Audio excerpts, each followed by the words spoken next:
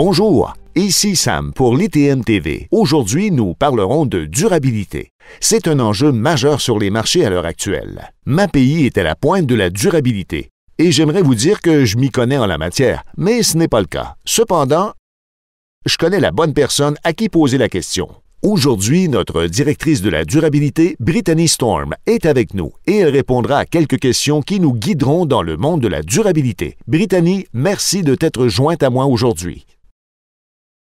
Merci de m'accueillir.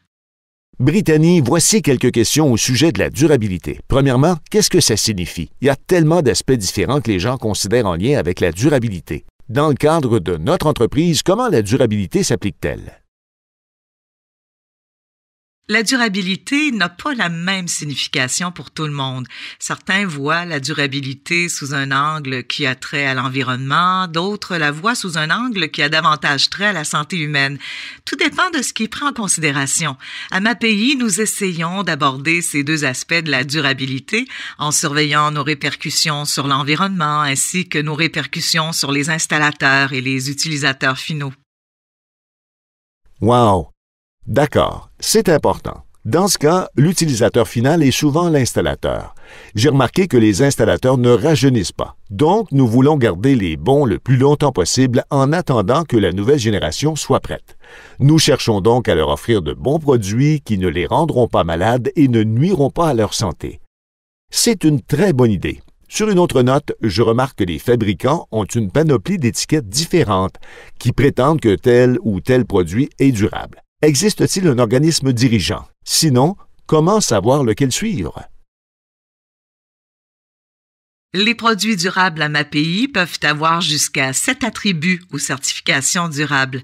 Le tout est régi en fonction de ce que nous demandent les normes de construction écologique et les programmes de certification comme le LEED, le Living Building Challenge et le Well Building Standard.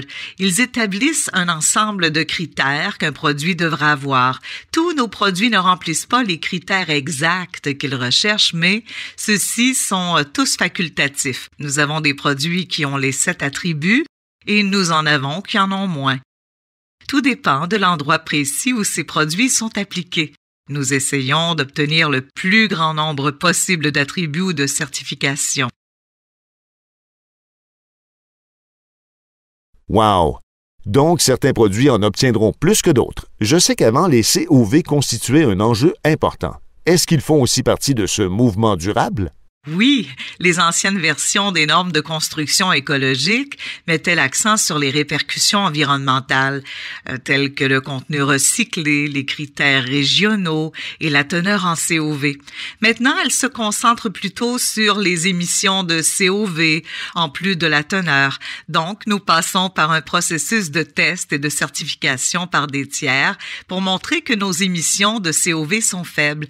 Nous avons aussi remarqué que l'accent est moins mis sur les répercussions environnementales et plus sur les répercussions sur la santé. Les ingrédients d'un produit sont donc très importants.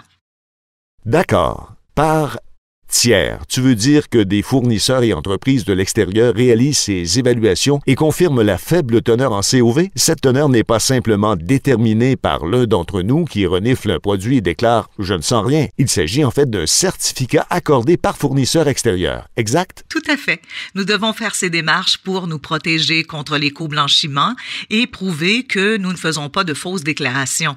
Nous appuyons cette démarche par des tiers pour montrer à nos clients que ce que nous disons est vrai. Nous devons donc passer par le processus de certification qui comprend des tests pour chacun de nos produits. Combien de nos produits satisfont aux exigences des normes en matière d'émissions de COV faibles ou nulles? Plus de 300 de nos produits ont obtenu un certificat d'émission de COV à l'heure actuelle. Wow, 300! Je ne savais même pas que nous faisons autant de produits. Et je suis fière d'affirmer qu'il y en aura plus en 2021. Très bien.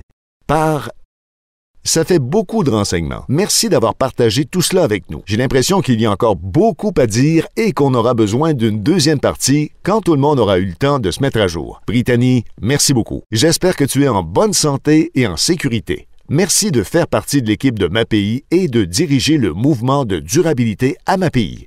On t'apprécie beaucoup.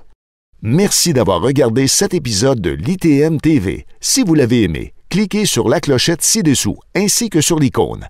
Merci encore d'avoir regardé cette édition de l'ITM TV.